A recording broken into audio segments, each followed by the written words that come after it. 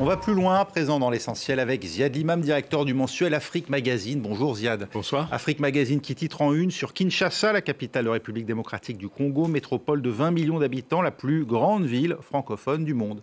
Oui, c'est une histoire de Kinshasa et c'est une métaphore sur la problématique urbaine en Afrique avec le développement de ces méga-villes.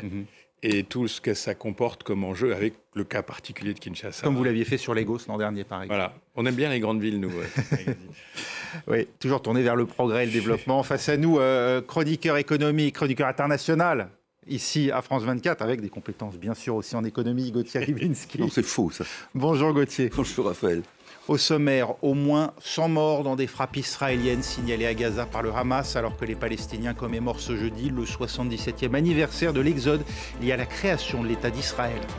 Et puis suspense ou improvisation, l'incertitude plane toujours sur la suite du sommet d'Istanbul. Donald Trump, actuellement en tournée dans le Golfe, n'exclut pas une escale en Turquie avant de rentrer à Washington.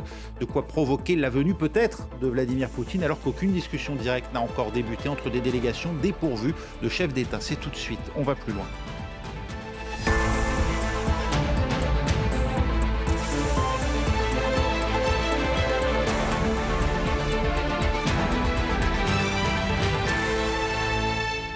Ce jeudi marque le 77e anniversaire de la Nakba, la catastrophe en arabe.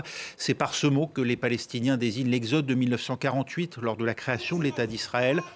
Une journée qui intervient cette année en pleine intervention militaire israélienne à Gaza. Claire Duhamel, comment est vécu ce moment sur place? Claire Duhamel va nous rejoindre dans un instant, on verra avec elle comment est vécu ce moment sur place par les Palestiniens, notamment à Jérusalem où se trouve Claire. En tout cas, les secours palestiniens ont recensé plus de 100 morts pour cette seule journée de jeudi, et ce alors que Benyamin Netanyahou a juré, c'était mardi, que rien ne l'arrêterait. Une position de plus en plus critiquée ici même en Occident et en Europe, où les dirigeants, même ceux proches d'Israël, ont le plus grand mal à contenir leur effroi face aux images qui nous parviennent de Gaza. Cécile Galluccio. Il y a eu les mots d'Emmanuel Macron mardi soir.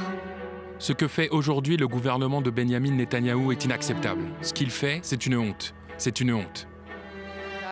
Ceux de Giorgia Meloni ce mercredi. Je n'ai aucune difficulté à qualifier la situation humanitaire à Gaza de plus en plus dramatique et injustifiable. Et enfin ceux du chancelier allemand. Nous avons appris aujourd'hui qu'une famine aiguë pourrait menacer Gaza. Alors l'Europe serait-elle en train de tourner le dos à Benyamin Netanyahou? En tout cas sur le vieux continent, on réfléchirait déjà à s'accorder sur les moyens de pression contre l'État hébreu. La question pour les Européens sera de savoir si les discussions, les accords de coopération qu'on a avec Israël, on doit les continuer en l'état. Je vous le dis en conscience, on ne peut pas faire comme si de rien n'était. Mais trouver un terrain d'entente risque de ne pas être chose aisée pour les 27, notamment avec la Hongrie de Viktor Orban, grand allié de Benyamin Netanyahou, qu'il avait reçu en avril dernier en grande pompe, malgré un mandat d'arrêt de la CPI pour crimes de guerre et crimes contre l'humanité à Gaza. Autre alliance qui pourrait battre de l'aile si Benyamin Netanyahou s'entête dans la guerre, celle avec Donald Trump. La lune de miel ne semble plus au beau fixe, car elle inclut désormais les ennemis d'Israël. Négociations directes avec le Hamas pour la libération d'otages, pour parler avec l'ennemi juré iranien sur le dossier nucléaire, trêve conclue avec les Houthis alors que les tensions avec l'État hébreu se poursuivent, et lever des sanctions contre la Syrie. Donald Trump dit faire tout cela pour le bien d'Israël et pour mettre fin à la guerre. C'est à se demander si avec Benyamin Netanyahou, ils parlent encore le même langage. Il n'y aura aucune situation où nous arrêterons la guerre. Une trêve temporaire est possible, mais nous irons jusqu'au bout. Reste à savoir si le jusqu'au-boutisme de Benyamin Netanyahou pourrait l'emmener à se brouiller avec son allié le plus proche. Ziad Limam, il y a un basculement qui est en train de s'opérer au sein des opinions publiques occidentales et que reflètent ces prises de position de dirigeants comme Emmanuel Macron, et plus spectaculaire encore, Giorgia Meloni. Je ne sais pas s'il y a un basculement. Il y a un basculement de l'expression politique d'un certain nombre de chefs de gouvernement ou de chefs d'État. La cristallisation de la question Gaza, elle date de plusieurs mois avec parfois souvent des débats très, très virulents au sein des sociétés européennes, américaines, mais on voit très bien que la question gazaouis occupent le territoire, en particulier souvent dans les électorats jeunes, dans les universités aux États-Unis, ici, etc. Ce qui a changé, c'est, je pense, pour les responsables politiques, c'est le virage qui s'enclenche en janvier-février avec le sabordage de l'accord de trêve qui est largement le sabordage des Israéliens, la mise en place du blocus. Et là, ça devient extrêmement difficile de défendre une logique sur des images où on voit des gamins... Enfin, c'est terrifiant. Hein, je veux dire, je ne sais pas si on imagine, ça veut dire que ça fait plus de 2 mois, 3 mois qu'il n'y a pas une seule aide alimentaire, médicale qui rentre dans ce territoire, qui est bombardé quotidiennement. Je pense qu'aujourd'hui, on a atteint des sommets dans l'horreur et dans cette guerre qui frappe des civils. Donc, les chefs d'État, les chefs de gouvernement, ils ont une opinion qui devient plus que choquée, je pense, globalement, majoritairement. Et donc, ils ont un chef de gouvernement israélien et une ultra-droite israélienne qui, tous les jours, annonce un cran supplémentaire parce que maintenant, c'est la guerre totale. Alors, on se demande ce que c'est que la guerre totale, je ne sais pas ce que c'était avant, si ce n'était pas la guerre totale. Mais bon, force totale, guerre totale, jusqu'à l'éradication, la déportation, tout ça, c'est des mots d'une violence extrême et je pense que ça devenait intenable. Alors, on voit bien que le débat se cristallise aussi sur la nature des mots, le sémantique. Est-ce que c'est un génocide? Est-ce que c'est génocidaire? Est-ce que c'est pas génocidaire? Moi, je ne sais pas. Tout ça, je ne sais pas ce que disent les spécialistes. Tout ce que je vois, c'est l'immensité de la tragédie humaine, tous les jours, sans perspective, sans paix. Après, on pourra parler, j'imagine, dans une deuxième étape, de la partie géostratégique. Mais je pense qu'en ce jour de Nakba, pour les Palestiniens, il y a quelque chose de l'immense tragédie qui continue.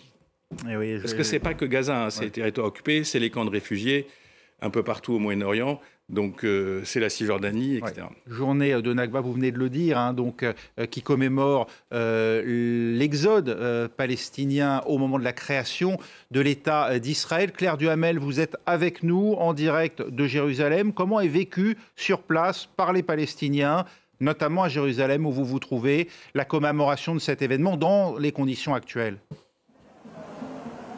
Bonsoir Raphaël. Oui, vous savez, la journée de la Nakba, c'est extrêmement important pour les Palestiniens, tout simplement puisque la Nakba de 48, donc la catastrophe en arabe, c'est l'une des clés de voûte de la société palestinienne qui unit la société de Gaza, la Cisjordanie occupée, Jérusalem et les camps de réfugiés palestiniens à l'étranger. Alors ici à Jérusalem, il n'y a jamais de grands événements pour la journée de la Nakba. Il faut se rappeler que la partie orientale de Jérusalem, Jérusalem-Est, où on se trouve en ce moment, c'est une ville occupée et annexée où toutes les manifestations sont extrêmement réprimées.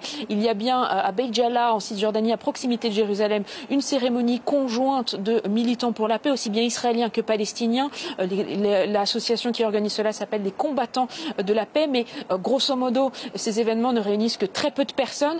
La journée de la Nakba, elle est plutôt historiquement célébrée dans les villes à majorité palestinienne d'Israël, notamment Haïfa, mais aussi d'autres villes de Galilée. Alors cette année, les manifestations sont de très petite ampleur. On a vu par exemple sur des images la manifestation de Haïfa largement réprimée par la police israélienne et seulement quelques dizaines de personnes qui sont venues agiter des drapeaux palestiniens. Mais ce qui est certain, et c'était évoqué tout à l'heure en plateau, c'est que tous les Palestiniens qui soient de Cisjordanie occupée, de Gaza ou de Jérusalem estiment pour la plupart que les événements vécus en ce moment depuis 19 mois, depuis le début de la guerre entre Israël et le Hamas, ils peuvent être une seconde Nakba pour les Palestiniens. Alors c'est d'autant plus vrai en ce moment face à l'ampleur des destructions dans la bande de Gaza, face à l'imminence possible d'une nouvelle opération militaire israélienne, d'une intensification de la guerre, puisque les Israéliens avaient dit que d'ici demain, à la fin de la visite de Donald Trump dans le Golfe, si les otages n'ont pas été libérés, eh bien Israël intensifierait largement ses bombardements et ses déplacements de la population. Face à ces déplacements et à ces destructions, beaucoup disent que ce qui se passe à Gaza, c'est une deuxième Nakba. Oui, d'autant que sur cette seule journée de jeudi, les secours palestiniens ont recensé plus de 100 morts à Gaza.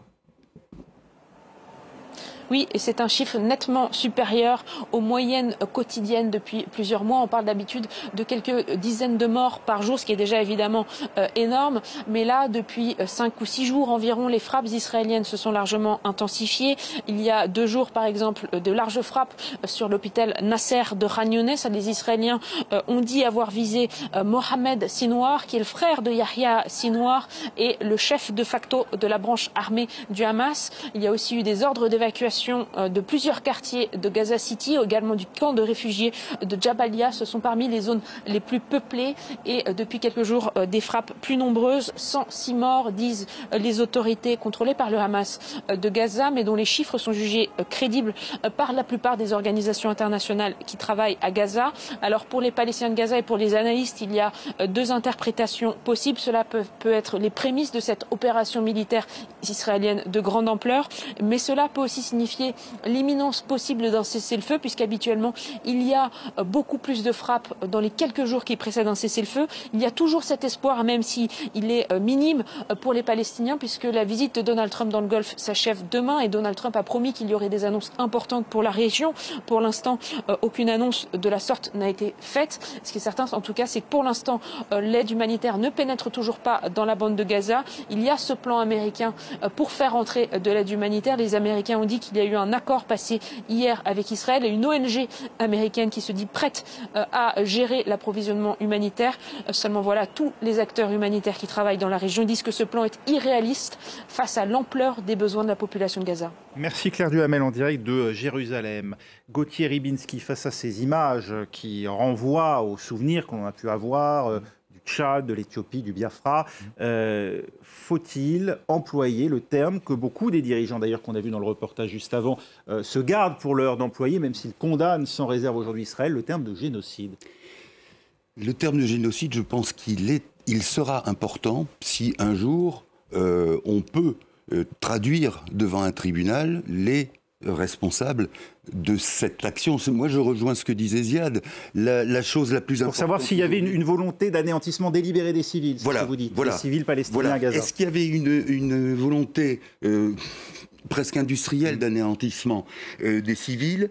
Je crois que c'est, si vous voulez, on risque de se payer de mots si on l'emploie dès maintenant, soit pour dire non, ça n'est pas un génocide, et à ce moment-là, implicitement, ça voudrait dire qu'on accepte ce qui se passe, la conduite d'Israël, soit pour dire c'est un génocide, et à partir de là, eh bien, on aurait déjà jugé, alors que le jugement, s'il devait avoir lieu, si le procès devait avoir lieu, c'est là qu'on déterminerait la pertinence d'un génocide. C'est un terme, voilà, pour qu'on comprenne bien, qui repose sur des éléments de preuve, en l'occurrence une intentionnalité. Une intentionnalité et une ampleur. Alors l'ampleur, on peut dire qu'on l'a, dans la mesure où ce que vous rappeliez, des bombardements massifs, quasi quotidiens, y compris contre toute vraisemblance, c'est-à-dire que quand Netanyahou dit « nous voulons éradiquer le Hamas », que reste-t-il exactement du Hamas ? En tout cas, dans la bande de Gaza, il n'est pas certain qu'il reste que beaucoup, politiquement. Il reste ceux qu'on a vus lors des libérations d'otages. Oui, vous parlez des otages, oui. Oui, enfin du Hamas, en l'occurrence. Oui, bien sûr. Des preneurs d'otages. Mais on sait aussi qu'une mise en scène est utile au Hamas, même s'ils ne sont pas très nombreux. Simplement, ce qu'il faut voir, c'est ce que disait Claire, c'est le processus de continuum entre la Nakba et ce qui est perçu aujourd'hui comme une répétition de cette Nakba, avec des détails finalement qui renvoient, mais ça on aura peut-être l'occasion d'en parler, qui renvoient à ce qu'a été la Nakba et à une certaine façon dont les historiens israéliens, ce qu'on a appelé les nouveaux historiens, ont mis à nu pour dire la manière dont nous sommes développés juste après la création de l'État d'Israël n'est pas aussi vertueuse que celle qu'on a voulu donner en exemple au monde et à nous-mêmes. Emmanuel Macron, c'était mardi soir à la télévision, a rappelé qu'il s'est rendu, il est l'un des chefs d'État occidentaux qui s'est rendu sans doute le plus près de la bande de Gaza, à proximité immédiate du terminal de Rafah, côté égyptien, qu'il a pu constater le blocus intentionnel de ces camions humanitaires.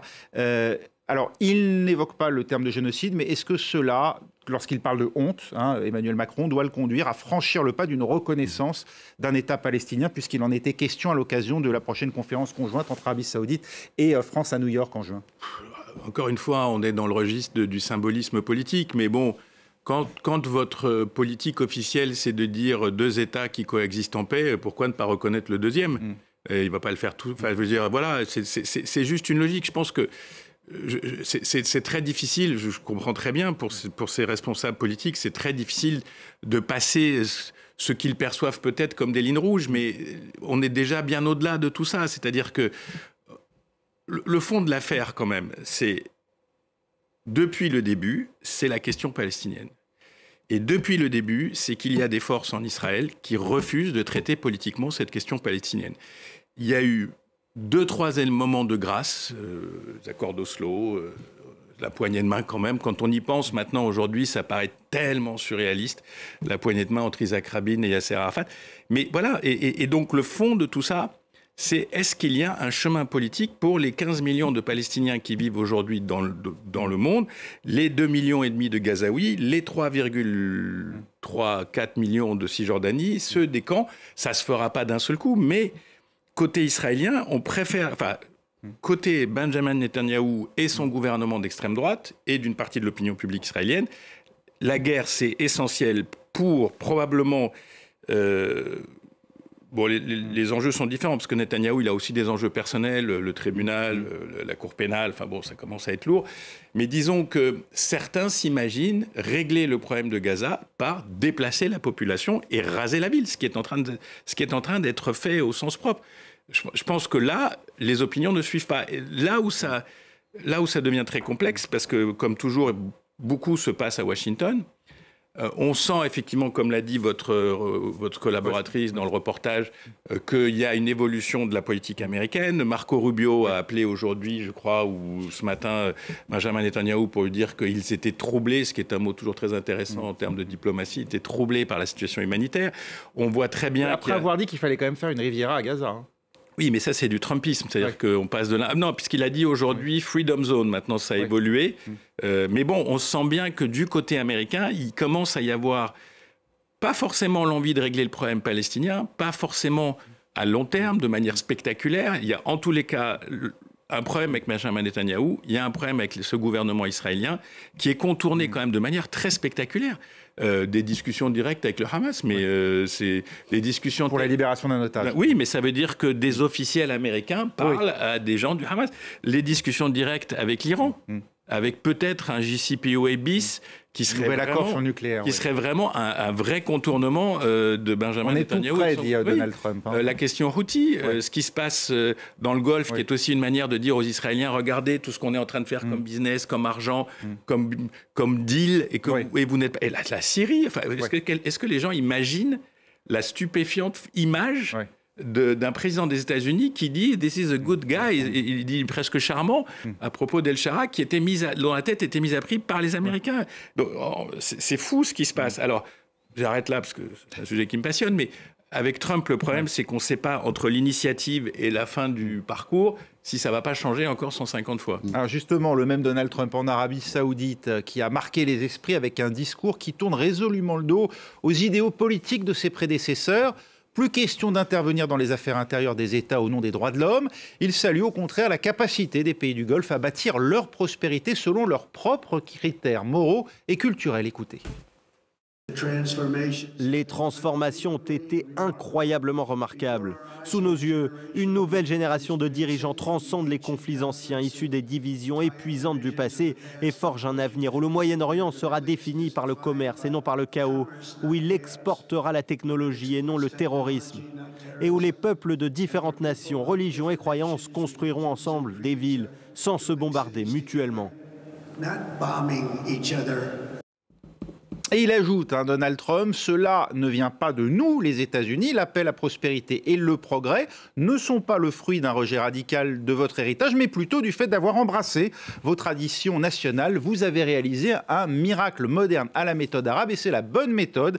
Un discours aux antipodes de celui tenu par les Israéliens, serait-on tenté de dire, Gauthier Rybinski, justement, qui se vivent comme le phare de la civilisation occidentale dans la région. C'est une pierre de plus dans le jardin, justement, de Benjamin Netanyahou? Alors, peut-être, mais ce qu'il faut voir, c'est qu'Israël aussi s'est replié sur lui d'une certaine façon. C'est que cette course en avant, avec ce qu'on disait tout à l'heure, raser Gaza, déporter ses habitants, c'est aussi une manière de disparaître du champ de ce qu'on appelle l'universalisme occidental. C'est-à-dire qu'Israël se tire lui-même une balle dans le pied. Alors, ce que dit Trump, c'est malheureusement un peu ce qu'on a fait avec quelqu'un comme Poutine pendant 22 ans. C'est-à-dire de croire que le commerce en lui-même avait des vertus et que le commerce finalement sans politique, c'est quelque chose qui au bout d'un moment devient vide. Et de cette façon-là, on comprend bien qu'il y a l'idée que le développement des liens économiques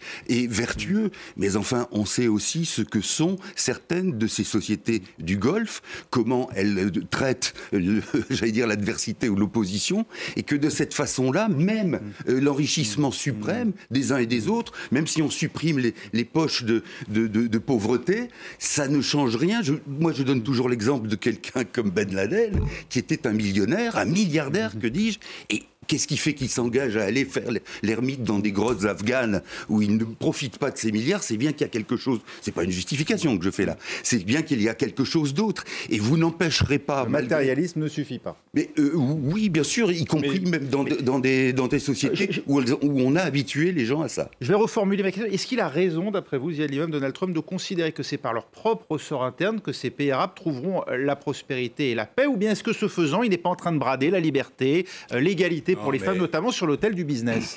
Excusez-moi, il y a bien longtemps qu'on a bradé la liberté et l'égalité des femmes. Je veux dire, même aux États-Unis, en Europe, on a des très beaux discours. Bon, la Chine, on laisse passer. Enfin, je veux dire, tout ça, c'est quand même des discours à 150 variables à chaque fois en fonction de nos intérêts. Alors, il y a un fond. Je suis d'accord, il y a un fond structurel, il y a nos libertés publiques, la manière dont on voit le monde. À Khashoggi, quand même, il y a eu une levée de bouclier américaine, bien réelle. Oui, mais ça c'était pas, ça, c'était juste, comment dire, le mot est pas approprié, c'était un meurtre d'État. Oui. Biden a dit je le saluerai pas, finalement il l'a salué, et Trump a dit on s'en fiche. Donc, mais je vois pas ce qu'il y a de nouveau dans le 180 degrés habituel des pays occidentaux, dans leur relation aux pays du Sud, sur le respect des priorités. Moi, le discours, c'est pas ça que je retiens. Ce que je retiens dans le discours, c'est l'enterrement de première classe de l'Amérique puissance impériale interventionniste. C'est-à-dire, il met au rencard les néoconservateurs de l'époque Bush, en disant, vous n'avez fait que des conneries et des guerres, vous n'avez, soi-disant, vous vouliez construire, vous avez détruit. Non, il ne faut pas se comme Raphaël l'Irak au nom des principes, excusez-moi. Oui, certes, le démantèlement, la destruction de la société irakienne à ce jour, au nom des principes, ça se discute. Ziad, l'histoire n'était pas écrite d'avance. En France 24, nous avons des collègues qui ont été dans les geôles de Saddam Hussein et qui ont été torturés. Allez leur dire que tout ça était du flanc et de l'opposition et du néoconservatisme. Moi, je veux bien, mais vous passez par pertes et profits des choses qui, si on les oublie, je suis d'accord avec vous, il y a des variables à 180 degrés, mais si on les oublie, qu'est-ce qu'on fait d'autre? Si ce n'est de se conformer au présent. Je dis que Trump enterre la théorie de l'intervention de l'Amérique puissance éclairée et militaire qui fait et défait et refait les nations. Il dit ça marche pas. Et il enterre l'approche démocrate, qui est cette espèce d'approche... et républicaine sous George W. Bush. Voilà, qui est une espèce d'approche qui mélange les principes et aussi une certaine forme de cynisme et de pragmatisme. Et il dit, chacun fait comme il veut chez lui, et on sera tous très heureux, et on va faire des villes, etc. Je pense qu'il n'est même pas dans la dialectique du principe. Est-ce qu'il vaut mieux le dire dans le monde, bien sûr. Il est dans le monde qu'il rêve, qui est celui de business, de transactions. Est-ce qu'il vaut mieux le dire crûment comme ça, d'après vous? Enfin, moi, ça m'hérisse en partie. Ou est-ce qu'il vaut mieux l'habiller de principe? Il représente une partie de l'opinion publique américaine, de l'establishment politique et militaire américain, qui pense que chacun chez soi, bon, l'America first, mais chacun chez soi. Et puis, quand même, il est fasciné, excusez-moi, je pense qu'on va dépasser les timings, mais il est aussi fasciné par ces sociétés du Golfe. C'est quand même des sociétés d'argent, c'est des sociétés de transactions, c'est des sociétés où les immeubles montent, il y a l'intelligence artificielle, il y a des ports géants, il y a des compagnies aériennes géantes. Il fait acheter par le Qatar 200 milliards de Boeing, donc ça ne peut que le fasciner. Ah oui. Et donc il est parfaitement à l'aise. Mais tout ça, ça repose sur une vision du monde où ce modèle... Je suis dans ma tête le meilleur, mais je n'ai pas à l'imposer et les gens font ce qu'ils veulent. Et si eux, ils y arrivent, tant mieux pour eux. Après, on parle de modèle pour arabe, c'est pas vrai, c'est le Golfe. Ce qui n'est pas du tout le reste du monde arabe. Le reste du monde arabe a d'autres difficultés que le Golfe. À l'heure de l'émergence des BRICS, est-ce que finalement ce modèle transactionnel, qu'on observe chez de nombre croissant d'ailleurs de dirigeants internationaux, est-ce qu'il n'est pas plus audible finalement y compris pour une puissance comme les États-Unis? Il est plus audible si on s'y conforme, si on l'admet comme étant le meilleur baromètre ou la meilleure aune pour juger de l'action politique. Quand vous dites, Ziad, que c'est le refus, effectivement, c'est balancer à la poubelle l'interventionnisme américain, l'interventionnisme militaire. Très bien, mais quand Donald Trump se retire de l'accord de Paris, si c'est pas une présence américaine par défaut, c'est-à-dire les conséquences énormes que cette absence des États-Unis vont avoir, c'est aussi, j'allais dire, c'est comme les silences dans Bach. On dit que les silences dans la musique de Bach, c'est encore du Bach. Quand Donald Trump, quand les États-Unis se retirent d'un accord comme celui de Paris, c'est encore des États-Unis, c'est encore l'influence des États-Unis. Alors, dans ce cas-là, est-ce que... moi, je comprends ce que vous dites sur le fait qu'il faut regarder ce que Donald Trump dit, bien sûr, mais est-ce que nous avons, nous, à être simplement les porte-parole ou ceux qui font des citations? Non, moi j'analyse juste ce qu'il dit. La nouveauté du discours, en tout cas. Enfin, la nouveauté du discours, l'originalité du discours. C'est la rupture. Oui, mais je ne crois pas que ça soit aussi fort, la rupture. Je crois pas. C'était une minute. Allez-y. Après, sur les sociétés du Golfe, il faut faire attention parce que elles sont très différentes les unes des autres. L'Arabie Saoudite est très riche, très puissante, mais elle n'a pas cette capacité de checkbook, comme il dit. C'est-à-dire que c'est un pays qui a aussi maintenant des déficits budgétaires. Alors, ils promettent monts et merveilles, mais tout ça va mettre des années à se faire. Ça se peut, il y aura un autre président, il y aura une autre administration. Les Qataris et les Émiratis ont beaucoup plus de facilité parce qu'ils n'ont pas de problème budgétaire, ils ont une petite population, ils ont des immenses ressources pratiquement inépuisables pour le moment, et donc ils peuvent se permettre de faire ça. Mais quel impact aussi sur le reste du monde? C'est pas si simple. Quel impact pour les gens qui défendent la cause palestinienne de voir des princes qataris ou émiratis ou saoudiens qui font voler des F-16 dans l'air pour accueillir ou de donner un 747 à Trump? Ça choque dans les opinions publiques arabes, ça choque. Donc ils sont sur un fil. C'est-à-dire d'un côté, ils ont compris qu'il faut être transactionnel avec Donald, donc on va lui faire des chèques, on va lui acheter des trucs. Et de l'autre côté, ils ont une opinion publique in vivo chez eux, mais ils ont aussi l'opinion publique de ces Sud globaux qui le regardent en disant « Vous êtes sûr qu'il faut aller jusque-là » de cette manière-là. Et donc, c'est un jeu particulier. Et ce sera le mot de la fin. On n'aura pas eu le temps de parler d'Istanbul, mais entre-temps, de manière les négociations... demain, ça sera dans le débat. Peut-être les négociations demain, à condition, bien sûr, qu'elles débutent. Merci beaucoup. Et dans le débat. Et dans le débat, une semaine dans le monde, avec Ziad Limam. Gauthier Rybinski, merci. Cartooning for Peace aussi. Exactement. Cartooning for Peace. Merci Gauthier Rybinski, merci Ziad. Rendez-vous demain, donc ce sera 1 heure avant, 19h10 de Paris. Fin du journal. Restez avec nous dans 3 minutes, on va plus loin. On va plus loin, on va plus loin. Dans 3 minutes, c'est la suite de l'essentiel. Vous m'avez perdu.